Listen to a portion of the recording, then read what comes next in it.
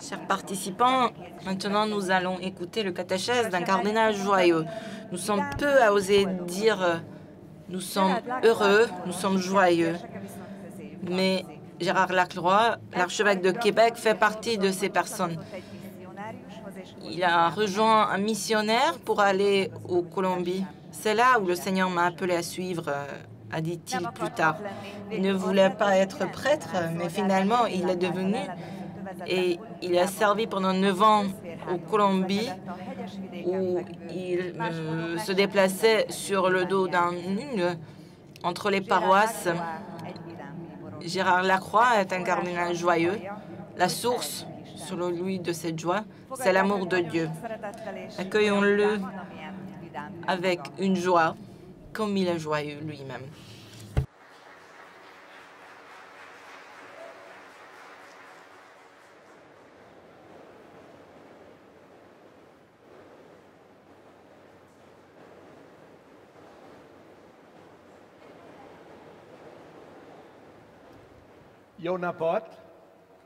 Bonjour.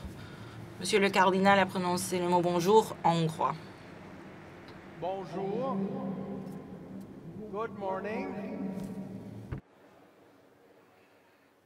Buenos días. Ya, no más. Dear brothers and sisters, please allow Chers frères et sœurs en Christ, permettez-moi de vous exprimer ma joie d'être avec vous ici pour partager ce merveilleux moment de méditation et de prière. C'est une immense bénédiction que nous pouvons être ensemble pour célébrer le Congrès eucharistique international que l'on a tant attendu. Je souhaite exprimer mon remerciement particulier au cardinal Peter II et à l'équipe qui ont préparé cette occasion pour que cette occasion devienne une occasion merveilleuse. Donc encore un grand merci. Nous sommes réunis ici aujourd'hui pour approfondir notre foi dans le Christ, de savourer sa grâce en nous unissant à lui dans l'Eucharistie. Jésus lui-même est l'unique et la véritable essence de l'Eucharistie. Il est donc plus approprié de se demander qui est l'Eucharistie plutôt que de se demander qu'est-ce que l'Eucharistie. Et puis, il vaut la peine de réfléchir à ce qu'elle peut nous enseigner, ainsi qu'à sa présence dans nos vies comme source de paix et de réconciliation. C'est pourquoi je vous propose de mettre Jésus au centre de notre méditation, car nous pouvons dire que Christ est l'Eucharistie. Dans cette perspective, nous pouvons dire que nous sommes frères et sœurs en Christ, comme saint Paul l'enseigne aussi aux Galates. Il n'y a plus ni juif ni grec, il n'y a plus ni esclave ni homme libre, il n'y a plus l'homme et la femme, car tous vous ne faites plus qu'un dans le Christ, Jésus. Quand nous parlons de l'Eucharistie, nous mentionnons souvent la grâce que nous recevons de l'Eucharistie, car elle est comme une eau jaillissant des profondeurs de la terre, qui est pure, libre et qui apaise notre soif.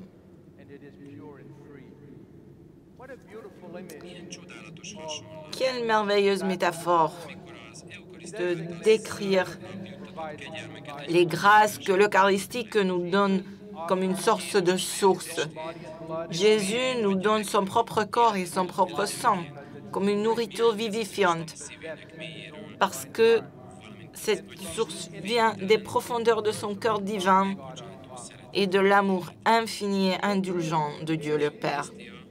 L'Eucharistie est inépuisable, infinie, éternelle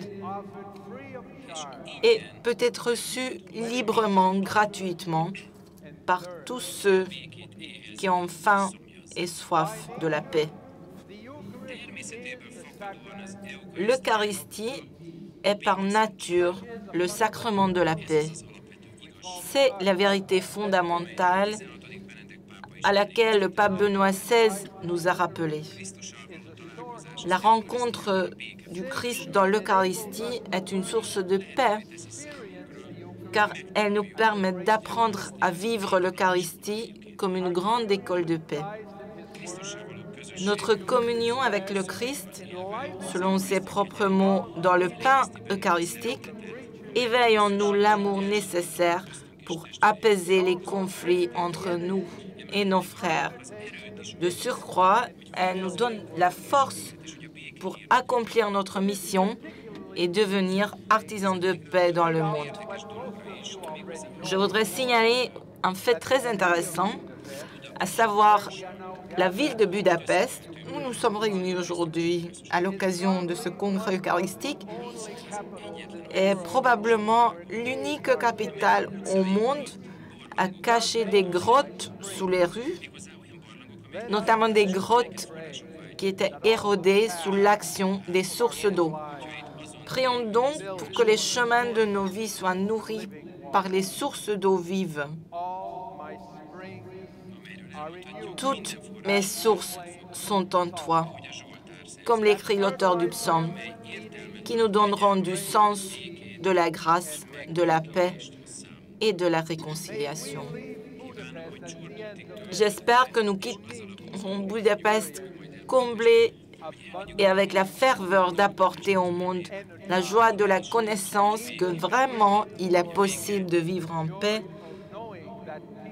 que la paix est donnée à tous les hommes de bonne volonté et que nous pouvons apercevoir sa réalisation à chaque fois quand nous optons pour la voie de la réconciliation.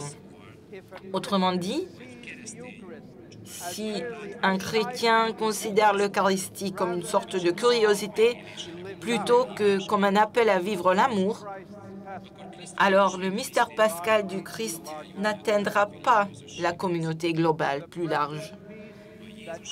La paix précieuse offerte par Jésus doit être partagée avec générosité. Et c'est pourquoi je vous dis, comme on a déjà entendu ce matin, la paix soit avec vous. Ce sont les paroles de Jésus prononcées après sa résurrection. Et aujourd'hui, ce sont les évêques qui les prononcent au début de chaque messe. Je vous propose d'essayer d'évoquer la situation dans laquelle ces mots ont été prononcés pour la première fois. Essayez de ressentir l'impact que les apôtres ont eu, que ces mots ont eu sur les apôtres, et essayez de trouver à quoi nous sommes invités maintenant par ces paroles. Peu après avoir quitté le tombeau, Jésus apparaît à ses disciples qui sont réunis en secret, les portes fermées. C'est avec cette salutation infiniment gentille et sentant l'émotion que son apparition soudaine pourrait susciter chez les disciples, Jésus leur offre doucement sa paix. Reconnaissant sa voix, les disciples abandonnent leur tristesse et leur découragement. C'est le réveil de l'enthousiasme joyeux qu'ils avaient éprouvé lors du premier appel de leur maître, quand Jésus leur avait apporté la nouvelle du début d'une nouvelle ère et qu'il avait suivi tout abandonnement. Le jour suivant sa résurrection, les verrous s'ouvrent sur les portes de son royaume. Jésus apparaît déjà dans son corps glorieux. Il leur montre les plaies sur ses mains et sur son côté, afin de prouver que ce n'est pas un fantôme et ce n'est pas un trompe-l'œil. L'expérience de s'assurer sans aucun doute qu'il touche un corps fait de chair et d'os est donnée à Thomas. C'est grâce à cette expérience que son incrédulité se dissipe. Jésus accepte magnanimement la demande de Thomas, car c'est elle qui conduit finalement à la profession de foi de Thomas. C'est l'une des choses les plus importantes pour nous quand nous recevons l'Eucharistie, le corps vivant du Christ. Par peur et sous la menace des pouvoirs politiques et religieux extérieurs, les disciples se sont réunis à huis clos. Mais quand la paix apportée par le ressuscité franchit la barrière de la peur, un sentiment de sécurité encourageant comble les disciples. Le vide ressenti à cause de la perte de leur maître cède la place à la paix et la joie de la consolation issue de la présence vivante du Christ comble le cœur des disciples. La paix ravive le souvenir des mots d'amour, de compassion, de grâce et de guérison par lesquels Jésus s'adressait aux disciples et aux innombrables personnes qu'il rencontrait en marchant dans les villes. Par le feu de l'Esprit, la paix du Seigneur enflamme l'âme des apôtres afin qu'ils puissent aller dans le monde pour annoncer la chaleur de la grâce. Eux, ils ont vu le Seigneur de leurs propres yeux. Ils ont entendu sa voix. Ils l'ont touché. Ils ont mangé avec lui. Et leur foi est maintenant inébranlable. Dans sa lettre, Saint Jean écrit « Ce que nous avons vu et entendu, nous vous l'annonçons à vous aussi, pour que vous aussi, vous soyez en communion avec nous. Or, nous sommes, nous aussi, en communion avec le Père et avec son Fils, Jésus-Christ. » Un bref aperçu sur la vie de Jésus nous fait comprendre à quel point il connaissait les souhaits et les besoins les plus intimes de chaque individu. Sa vie sur terre consistait à toucher, à écouter, à consoler, à nourrir,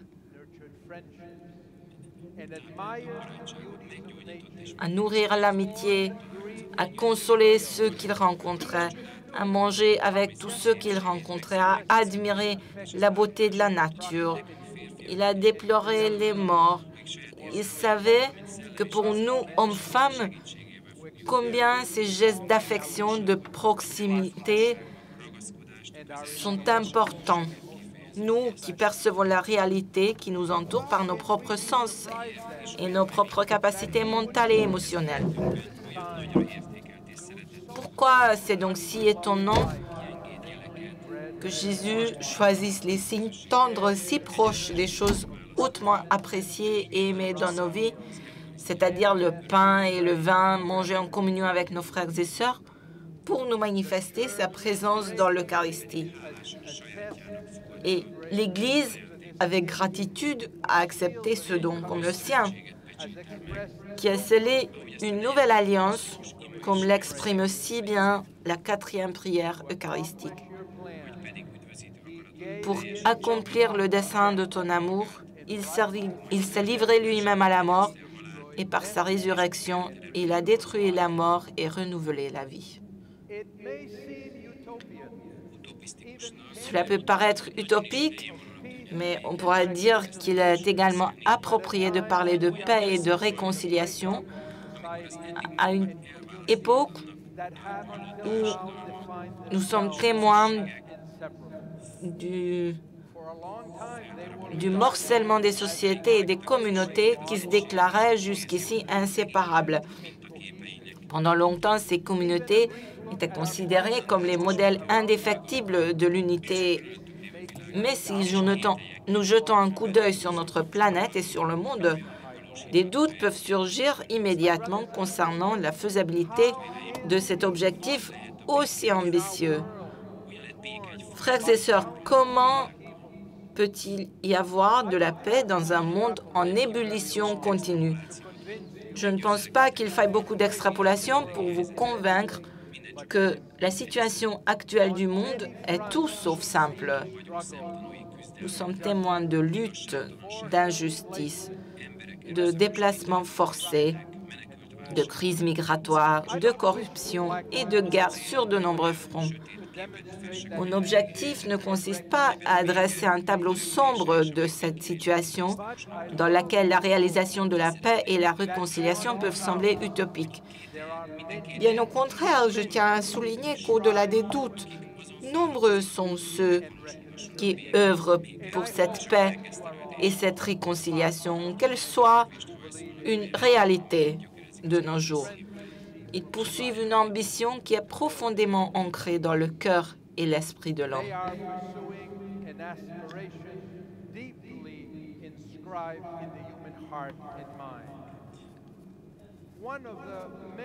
Un des prophètes de l'époque moderne qui croyait que cette ambition pouvait être réalisée était Martin Luther King Jr. Lui, il a payé de sa vie pour son rêve de faire de l'égalité raciale et du respect des droits de toutes les personnes dans son pays une réalité. Dans son célèbre discours, dont le message central peut être le mieux résumé par la phrase « J'ai fait un rêve », il a insisté sur la réalisation de la justice universelle et de l'égalité entre tous les citoyens dans une société scandaleusement divisée par la ségrégation raciale. La paix offerte par l'Eucharistie ne signifie pas l'absence de conflit, mais plutôt un processus actif qui favorise la paix et la réconciliation entre les individus, les familles et les communautés. Par l'Eucharistie, nous pouvons croire que les efforts visant à la réalisation de la paix ne sont pas si absurdes qu'ils paraissent. Les cris des artisans de paix, tels que Martin Luther King, Madeleine Delbrel et bien d'autres, sont repris par l'un des prophètes les plus éminents de notre temps, Saint Paul VI, qui, devant l'Assemblée de l'ONU, s'est adressé aux représentants des nations du monde. Il a dit « L'humanité devra mettre fin à la guerre ou c'est la guerre qui mettra fin à l'humanité. Jamais plus la guerre, jamais plus la guerre. »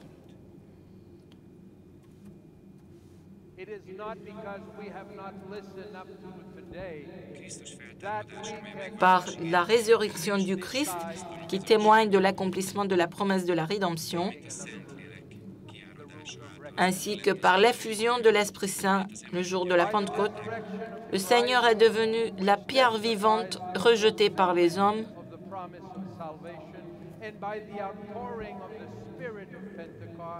mais choisie et précieuse devant Dieu.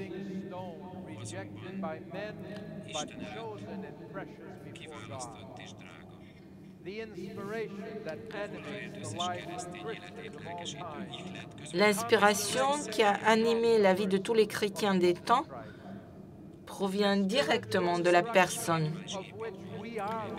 Cet édifice spirituel dans lequel nous sommes les pierres vivantes est fondé sur la promesse « Et moi, je suis avec vous tous les jours jusqu'à la fin du monde. »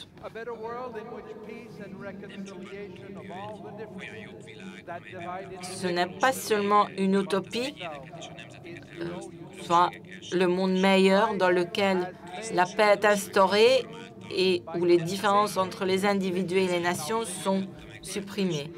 Le Christ a fait de ce rêve une réalité en poursuivant sa mission de rédemption dans l'Eucharistie, qui est le sacrement de la paix et de la réconciliation. Ce sacrement de la paix donne la paix de Dieu à l'Église qui, en retour, invite tous les chrétiens à incarner cette paix par leurs bonnes œuvres et leurs actes justes. C'est ainsi que nous pouvons apercevoir, assis autour de la table de l'Eucharistie, l'impact social et missionnaire exercé sur les communautés. J'ai l'habitude de commencer souvent mes homélies par la salutation merveilleuse de notre Seigneur ressuscité. « La paix soit avec vous ». Ces mots n'appartiennent pas qu'aux évêques, mais à toute personne qui souhaite partager avec d'autres ces mots. car ces mots nous rappellent que notre mission ne consiste pas uniquement à prier pour la paix, mais à devenir nous-mêmes des instruments actifs de la paix. L'Eucharistie est une source de paix qui nous dirige sur ce chemin. Chaque fois que je présente l'Eucharistie, j'admire la diversité de notre présence dans la liturgie, parfois très personnellement, dans une prière silencieuse, d'autres fois de manière très expressive, par le chant, par les réponses ou même par les gestes. Avec notre corps, avez-vous déjà remarqué, par exemple, combien nos mains contribuent à notre participation active à la célébration de l'Eucharistie? Tout d'abord, nous faisons le signe de la croix avec notre main. Faites-le avec moi, au nom du Père et du Fils et du Saint-Esprit. Puis, lors de l'acte pénitentiel, en frappant la poitrine d'un poing, nous implorons la miséricorde du Seigneur. Nous reconnaissons publiquement que nous sommes pécheurs.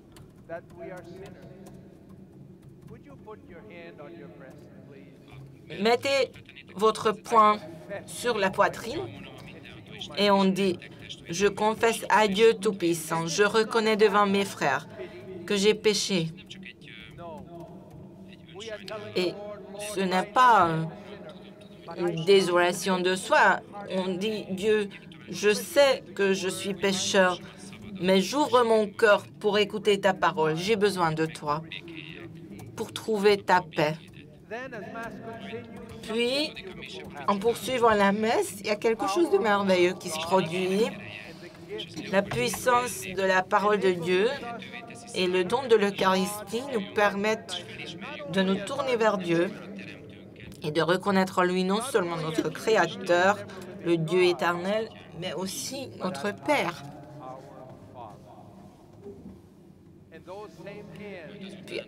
Puis, après s'être frappé des mains, nous ouvrons nos mains, nous les élevons vers Dieu, vers le ciel, pour prier ensemble avec ceux qui nous entourent. Vous pouvez le faire aussi. Nous allons prier. Nous prions le Notre Père, avec les mêmes mains qu'avec lesquelles nous nous étions frappés. Voyez-vous combien la force d'enseignement de l'Eucharistie ouvre notre vie et tout notre être devant Dieu, devant son plan salvateur. Et il y a aussi 3 moments importants avant la fin de la messe où nous aurons grand besoin de notre main. Après le Notre Père et avant de recevoir la communion, nous sommes invités à partager la paix de Dieu avec ceux qui nous entourent. Et c'est très important. Je dirais même quelque chose de crucial. Vivre notre foi en unité avec Dieu constitue le fondement d'une vie chrétienne saine. Cependant, pour apprendre à vivre en unité avec nos frères et sœurs est à la fois inévitable, indispensable et, avouons-le, c'est quand même un grand défi. L'objectif de la participation à l'Eucharistie ne consiste pas uniquement à rencontrer le Seigneur, à être avec lui, mais aussi apprendre à s'aimer et apprendre à s'ouvrir aux autres. Sans cela, nous ne pouvons pas être de vrais chrétiens. Je sais que pour certains, c'est ennuyeux d'entendre que le prêtre les invite à échanger un geste de paix. Certains des frères et sœurs disent « Ah non, encore! Pourquoi je ne peux pas faire seul avec Dieu ?» Pour moi, c'est tout à fait suffisant d'être seul avec Dieu. Ne me dérangez pas avec ces distractions sociales. Avez-vous déjà entendu des phrases comme ça de quelqu'un? Cependant, parfois, on échange un geste de paix comme ça. Donc, comme ça. Eh ben voilà, hein. C'est bon. Hein. Mais il y a quelque chose de très beau qui manque. La paix que l'on reçoit, il faut la partager. Et c'est l'Eucharistie qui nous prépare à ce partage de paix. N'oublions pas qu'après quelques minutes, nous allons vers l'autel pour recevoir le corps du Christ. Et justement, pour ça, nous faisons partie de Dieu. Nous sommes tous membres de la famille de Dieu. Et quand nous nous saluons avec un geste de paix, ça ne nous rappelle pas seulement la préparation à la communion quand on reçoit notre Seigneur Jésus-Christ, mais on fait l'expérience d'une communauté plus profonde avec nos frères et sœurs. Jésus nous apporte la communauté, l'unité, la convivialité de vivre avec l'autre dans notre vie. D'abord, nous tendons la main pour partager la paix du Christ avec les autres, et puis nous tendons la main pour recevoir le corps et le sang du Christ. Comme c'est merveilleux. Et c'est extrêmement essentiel. Jésus dans ma main, il me nourrit. Il nous nourrit. Il nous unit. Il nous renouvelle. Par lui, avec lui et en lui, nous trouvons la paix et la réconciliation.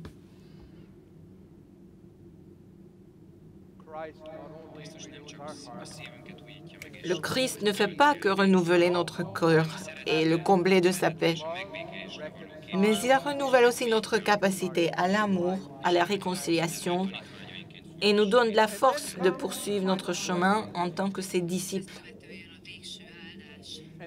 Et puis vient la bénédiction finale et l'envoi quand nous nous tournons à nouveau vers Dieu pour son aide, son intercession et pour la promesse de sa grâce, pour qu'on puisse vivre selon l'Évangile et que notre vie porte abondamment des fruits.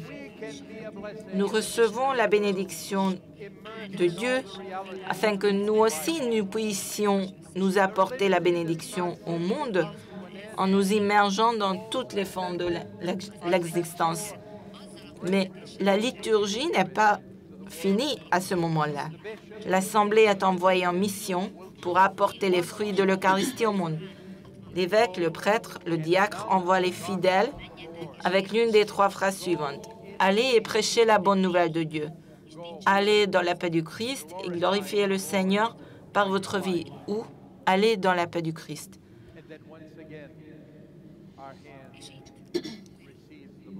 Et ici, de nouveau, c'est notre main qui reçoit la bénédiction de Dieu. Après nous avoir nourris de sa paix, le Seigneur nous envoie pour être instruments de paix. Voilà l'Eucharistie, une source inépuisable de paix et de réconciliation. Toutes mes sources sont en toi. Chers frères et sœurs, l'Eucharistie nous prépare à la mission qui nous est confiée. En elle, en Jésus, présent dans l'Eucharistie, et en Jésus, qui a lui-même l'Eucharistie de la source de la vie. Nous pouvons boire de cette source, à la source de la vie abondante. J'ai servi 9 ans comme missionnaire en Colombie et ma vie était abondamment bénie durant cette période. En même temps, c'était une période remplie de difficultés et de tourments réels. D'ailleurs, en Colombie, il y a des personnes magnifiques, mais ce pays est frappé par un conflit intérieur, des guerres de la drogue, de violence. D'ailleurs, à droite, vous pouvez voir une photo de moi où je suis sur le dos d'un cheval traversant un fleuve À vrai dire, si on regarde qui était plus horrifié, le cheval ou moi, c'était moi. Et j'étais pasteur d'une paroisse dans les Andes qui comprenait 85 petits villages. C'était une région très, très reculée dans l'archidiocèse de Popayán et il n'avait pas de prêtre depuis 5 ans.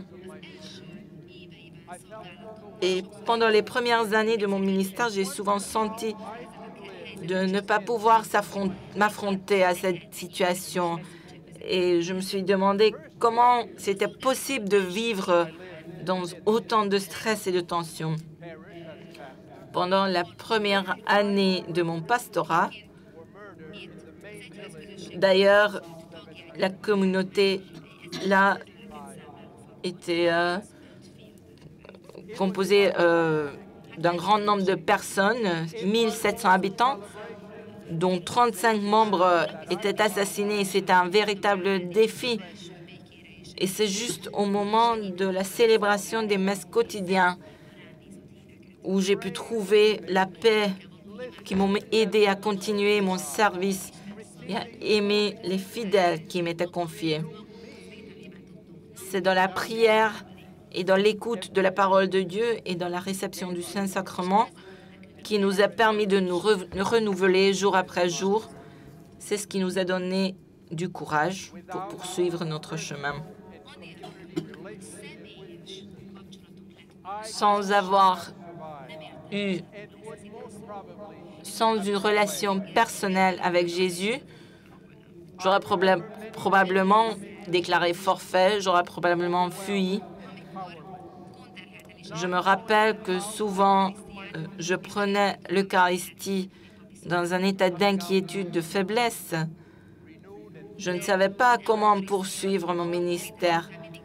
Mais après cette réception de l'Eucharistie, je faisais toujours mon travail dans un état régénéré et plein de force. Toutes mes sources sont en lui. Moi, j'ai fait l'expérience de cette phrase. Je sais que c'est vrai. Je ne serais pas ici si je ne recevais pas l'Eucharistie tous les jours. Je trouve appui sur la présence du Christ parmi nous dans le témoignage et aussi quand on doit relever les défis de tous les jours. Il existe de nombreuses manières différentes pour exprimer la paix de Dieu, parce qu'il y a beaucoup qui ont soif à cette bonne nouvelle. Mais l'Esprit de Dieu ne tombe pas sur nous en rafale bruyante. Au contraire, il comble nos cœurs en silence et il se fait inviter dans nos vies de manière presque imperceptible. Au fil de l'évolution de notre vie, il y a de nombreux moments où nous pouvons reconnaître sa présence, mais où il a silencieusement joué un rôle indispensable. C'est grâce à lui que nous avons rencontré des personnes inspirantes en cours de route. C'est lui qui nous aide à résoudre des graves problèmes, qui nous aide à réévaluer les priorités de nos vies. C'est lui, grâce à qui on découvre de nouveaux chemins, qui nous apporte de joie et d'amour. Et c'est aussi grâce à lui que la paix prend la place de nos angoisses. Voilà la manifestation de l'œuvre invisible mais efficace de l'Esprit Saint. La plus grande reconnaissance que nous puissions rendre au Christ en échange de la chaleur de sa présence et de son soutien, c'est qu'on lui permet de nous guider dans les domaines de notre vie où nous attendons et nous avons besoin de sa paix, que ce soit dans notre vie personnelle ou que ce soit à la périphérie de nos connaissances. En donnant la paix aux apôtres, aux disciples, Jésus ajoute « De même que le Père m'a envoyé, moi aussi je vous envoie ». C'est pourquoi nous pouvons parler avec les mots de la paix et que nous sommes capables d'agir constamment dans sa paix et avec sa paix. Mais il y a de maintes possibilités de le faire. Je vais juste dire quelques exemples, mais je suis sûre que vous aussi, vous pourriez trouver beaucoup d'autres. À tous ceux qui disent que Dieu est silencieux, par la puissance du Christ présent dans l'Eucharistie, j'offre ma voix pour adresser une parole d'amour aux enfants, aux personnes maltraitées, aux personnes âgées dans les maisons de charité, aux prisonniers solitaires que j'ai visités et à tous ceux qui ont été blessés par des paroles offensantes et injustes. Je partage avec eux les paroles de consolation. À tous ceux qui disent que Dieu est aveugle, par la grâce du Christ présent dans l'Eucharistie, j'offre la lumière de mes yeux pour éclairer les merveilles de la création, afin que nous puissions tous admirer la beauté de Dieu dans l'entraide mutuelle et dans les actes généreux. À tous ceux qui disent que Dieu est sourd, par la sagesse du Christ présent dans l'Eucharistie, je vous offre mes oreilles, afin que tous puissent entendre la tendresse de sa voix et la promesse de paix et de bonheur qu'il nous fait ici sur terre et dans la vie éternelle. Tous ceux qui disent que Dieu est mort, par la foi donnée par le Christ présent dans l'Eucharistie, par tous mes actes, je témoigne de sa présence vivante devant ceux qui souffrent et devant les pauvres qui sont si proches de lui. À ceux qui disent que croire en Dieu est démodé, par la puissance du Christ présent dans l'Eucharistie, je vous offre ma foi de la manière la plus éclairée possible, afin que vous aussi, vous fassiez l'expérience du sens profond que lui, le Seigneur, donne à ma vie. À tous ceux qui disent que Dieu ne tient pas ses promesses, moi, je reste fidèle à tous mes engagements, qu'ils soient personnels ou envers la société, pour vous témoigner que la paix et la réconciliation sont vraiment disponibles dans ma vie en suivant les paroles de la paix du Christ. À tous ceux qui disent que Dieu n'est pas présent, qu'il manque, par la chaleur du Christ présent dans l'Eucharistie, j'ouvre mon cœur et j'ouvre la porte de ma maison, si je peux, à ceux qui fuient les horreurs de la guerre et des catastrophes naturelles. Je n'aurai plus de préjugés au regard des différences raciales, sociales, sexuelles et politiques qui empoisonnent ma vie et qui m'empêchent d'aimer la diversité créée par le Créateur. Frères et sœurs, comme vous savez, la pandémie, pendant des mois, a privé d'innombrables personnes et communautés de la réception de l'Eucharistie et de la possibilité de s'unir et de se rassembler devant la face de Dieu. Ce jeûne eucharistique était le plus douloureux pour ceux qui n'avaient jamais fait une telle expérience et qui ne prévoyaient pas combien de temps cette période pourrait durer. Ces âmes attristées auraient pu se rappeler le conseil de Moïse au peuple errant dans cette situation, et je cite, « Il t'a fait passer dans la pauvreté, il t'a fait sentir la faim et il t'a donné à manger la manne, pour que tu saches que l'homme ne vit pas seulement de pain, mais de tout ce qui vient de la bouche du Seigneur. » Fin de citation. Mais dans la plupart des pays, la situation n'était cependant pas aussi désespérée. Par exemple, chez nous, au Québec, la pandémie nous a aidés à comprendre la présence constante et la puissance écrasante du Saint-Esprit. Oui, mes frères et sœurs, la parole de Dieu, le Verbe de Dieu, même en ces temps d'épreuve, résonne encore dans le monde avec une force encourageante. L'Esprit du Christ ressuscité habite en nous sans cesse et il travaille constamment avec nous, par nous et en nous. Il nous nourrit de sa grâce en guidant nos pas et en proposant de nouvelles façons de nous rassembler dans l'Église. Elle nous soutient lorsque nous voyons sa présence dans les pauvres, les nécessiteux et les personnes isolées.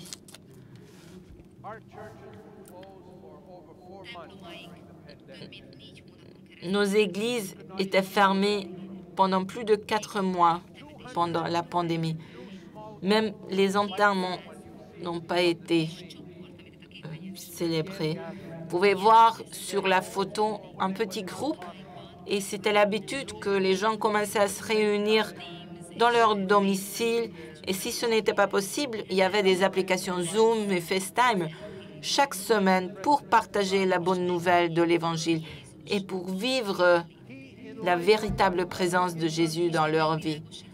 Dieu nous illumine, nous donne un don pour qu'on puisse trouver des moyens pour que ces paroles trouvent leur place dans les maisons des personnes et que ces communautés soient nourries de sa parole, de son verbe.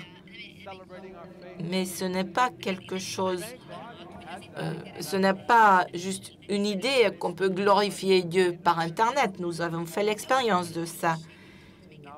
Et ceci a pu nous garder en communauté malgré la distance qui nous séparait. Et maintenant, on commence à nouveau de nous unir. Et maintenant, nous apprécions beaucoup cette communauté. Et indépendamment de la force de la proclamation de Dieu, à chaque fois, quand on le fait, on ouvre une porte sur le monde. Parce qu'on est appelé à évangéliser et à servir. On ne ferme pas la porte, mais plutôt on ouvre la porte parce que l'unité avec le Christ dans l'Eucharistie nous ouvre la porte d'un engagement encore plus grand pour faire partie d'une équipe qui construit un monde meilleur. Nous regardons la piété du Christ d'une manière fière parce qu'il a pu réaliser des merveilles. Comme je dis Saint Paul, j'ai la fierté devant Dieu. Nous voyons Dieu en travaillant, même dans ces temps difficiles, et nous devons être très reconnaissants. Dieu nous a donné l'Eucharistie pour qu'on puisse puiser de la force et du courage. Quand le pain et le vin sont célébrés, nous sommes unis, nous acclamons sa mort et sa résurrection jusqu'à ce qu'il vienne. Par cette nourriture sainte et guidée par l'Esprit Saint, Dieu nous invite chez nos frères et sœurs partout dans le monde.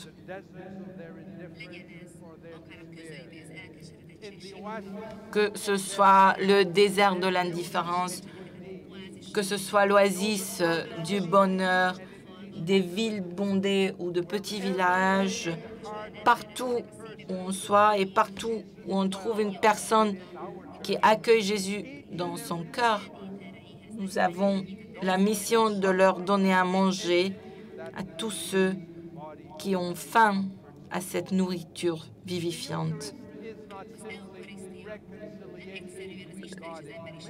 L'Eucharistie n'est pas simplement le symbole de la réconciliation entre Dieu et l'homme, mais aussi au niveau horizontal, c'est le symbole de la réconciliation entre l'homme et l'homme.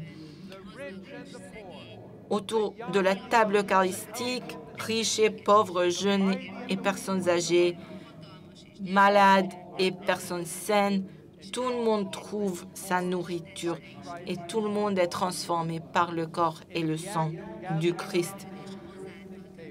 La réconciliation se fait par ce rassemblement autour de la table du Seigneur.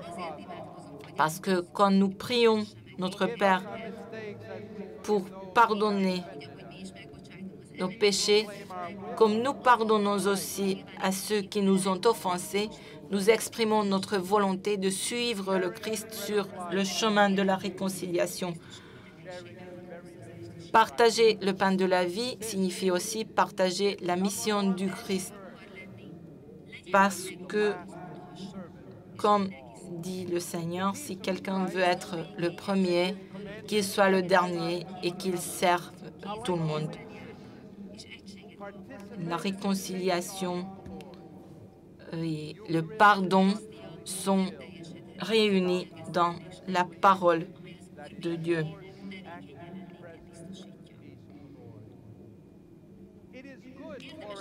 Il faut souligner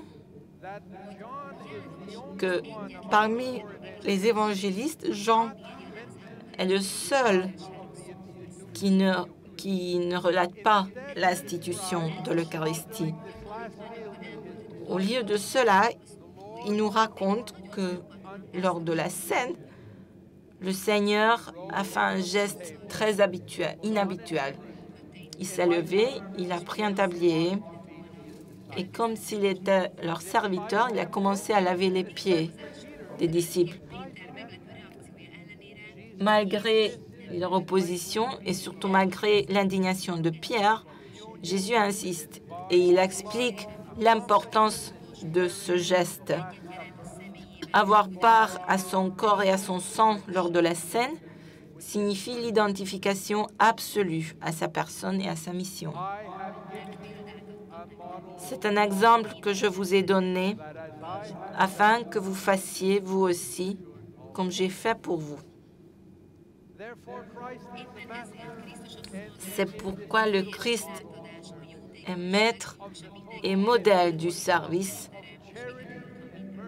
du don de soi parfait, de la charité et de la miséricorde pour tous.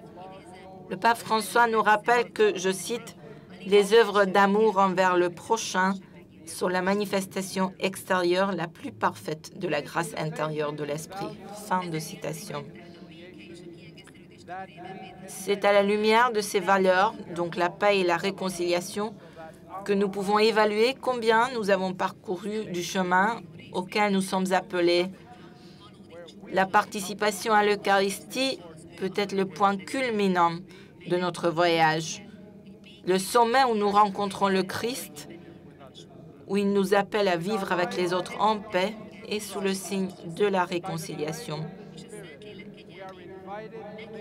Le regard fixé sur Jésus et par la grâce de l'Esprit Saint, nous sommes appelés à faire en sorte que la paix de Dieu fleurisse dans notre vie et dans le monde. J'ai une très bonne nouvelle pour vous. On arrive à la conclusion.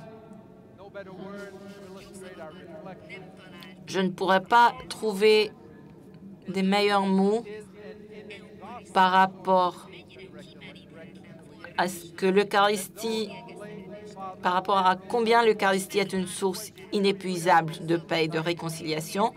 Donc, je vais vous citer les propos du père Pedro Arrup, ancien supérieur général des Jésuites et grand champion des initiatives de paix. Et maintenant, je cite, « Dans l'Eucharistie, nous recevons non seulement le Christ, la tête du corps, mais aussi tous les membres du corps. S'il y a une douleur quelque part dans le corps, si les membres connaissent des besoins ou une oppression quelque part, étant donné que nous avons reçu le même corps et que nous en faisons également partie, nous devons y intervenir directement. Nous ne pouvons pas partager le pain de la vie d'une manière appropriée si nous ne partageons pas notre pain avec ceux qui sont dans le besoin. » Fin de citation. Donc, Dieu nous a donné ce grand don de l'Eucharistie pour que nous puissions y puiser de la force et du courage. Quand dans la consécration du pain et du vin en mémoire de Jésus, nous célébrons le fait d'être ensemble, nous proclamons sa mort et sa résurrection. Et Robert Lebel, pour le Congrès eucharistique international tenu au Québec en juin 2008, il a composé un hymne très intéressant et je vous invite aussi à partager ces mots de consolation et de joie qui proclament la beauté et la grandeur de l'Eucharistie.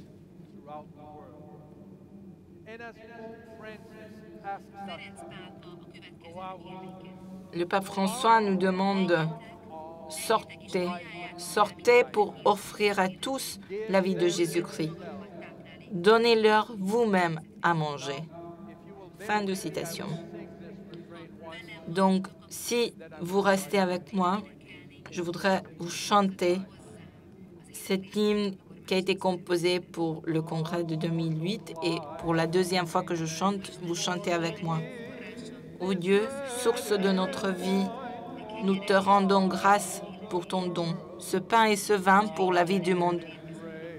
Nous arrivons à ton festin avec des chants de louange pour prendre le don de la vie de Dieu entre nos mains.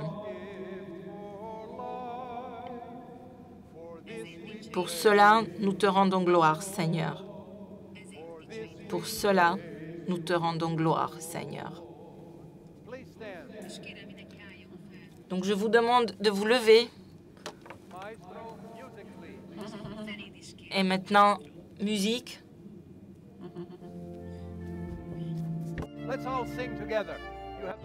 Chantez avec moi, chantons tous ensemble.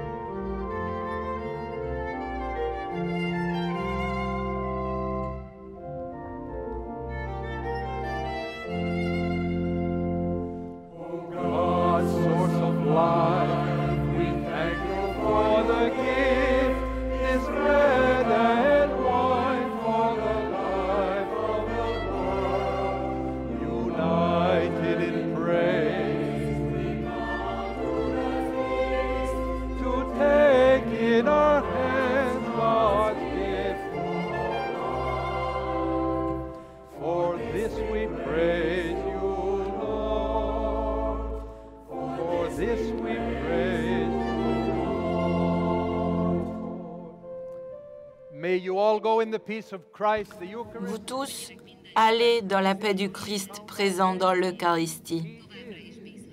Vous pouvez continuer à avoir confiance en lui, car il est la source inépuisable de la paix et de la réconciliation.